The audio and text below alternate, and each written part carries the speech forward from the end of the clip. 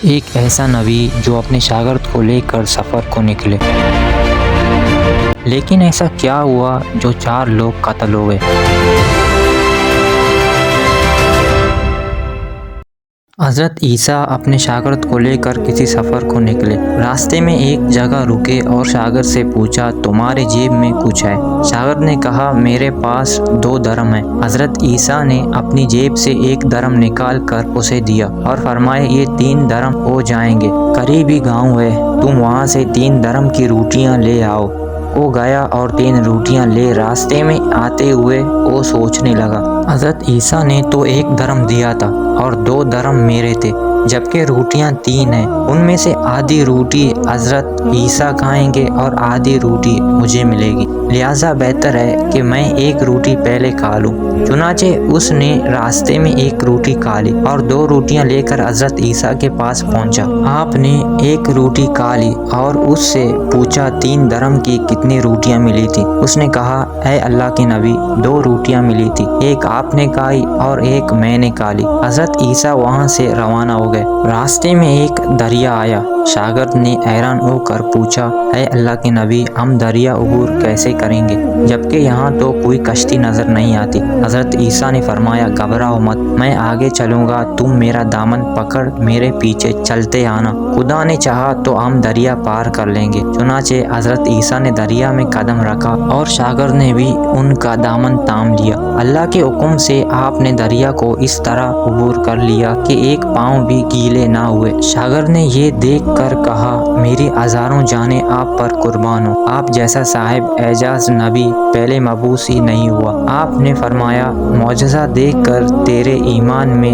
کچھ اضافہ ہوا ہے؟ اس نے کہا، جی ہاں، میرا دل نور سے بھر گیا ہے۔ آپ نے فرمایا، اگر تمہارا دل نورانی ہو چکا ہے تو بتاؤ روٹیاں کتنی تھی؟ اس نے کہا، اے اللہ کے نبی، روٹیاں بس 2 ہی تھی۔ پھر آپ وہاں سے آگے چلے۔ راستے میں ہرنوں کا ایک گول گزر رہا تھا۔ آپ نے ایک ہرن کو اشارہ کیا اور وہ آپ کے پاس چلا آیا۔ آپ نے اس کو ذبح کر کے اس کا گوشت کھایا اور شاگرد کو بھی کھلایا۔ جب دونوں گوشت کھا چکے تو حضرت عیسیٰ نے اس کی کھال پر ٹھوکر مار کر کہا، اللہ کے حکم سے زندہ ہو جا۔ ہرن زندہ ہو گیا اور چوکریاں بھرتا ہوا دوسرے ہرنوں سے جا کر دوبارہ مل گیا۔ شاگرد یہ معجزہ دیکھ کر حیران ہو گیا اور کہنے لگا، اللہ کا شکر ہے جس نے مجھے آپ جیسا نبی اور استاد عطا فرمایا۔ حضرت عیسیٰ نے فرمایا، یہ معجزہ دیکھ کر تمہارے ایمان میں کچھ اضافہ ہوا؟ شاگرد نے کہا، اے اللہ کے نبی، میرا ایمان پہلے سے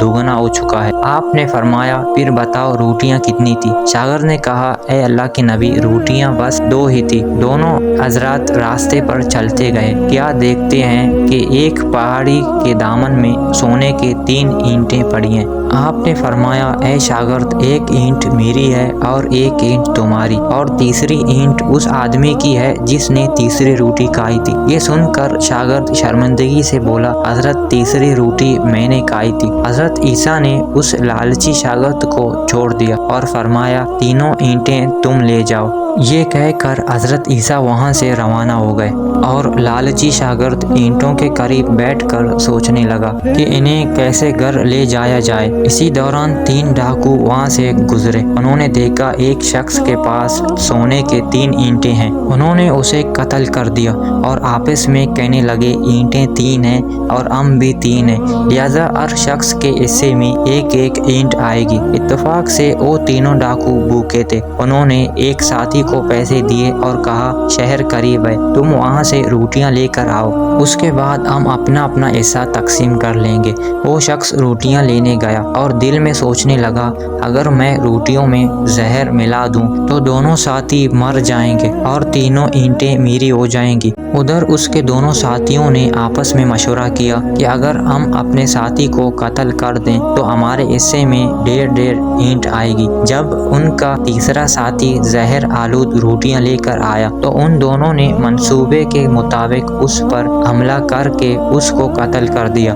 फिर जब उन्होंने रोटियां खाई वो दोनों जहर की वजह से मर गए। वापसी पर हजरत ईसा वहां से गुजरे तो देखा कि ईंटें वैसी की वैसी रखी हैं, जबकि उनके पास 4 लाशें पड़ी हैं। ये देखकर आपने ठंडी सांस भरी और फरमाया, दुनिया अपने चाहने वालों के साथ यही सलूक करती है। दुनिया की चाहत करने वाले, दुनिया से मोहब्बत करने वाला, इस आर्जी दुनिया को अपना सब कुछ समझने वाला, उसका अंजाम यही होता है।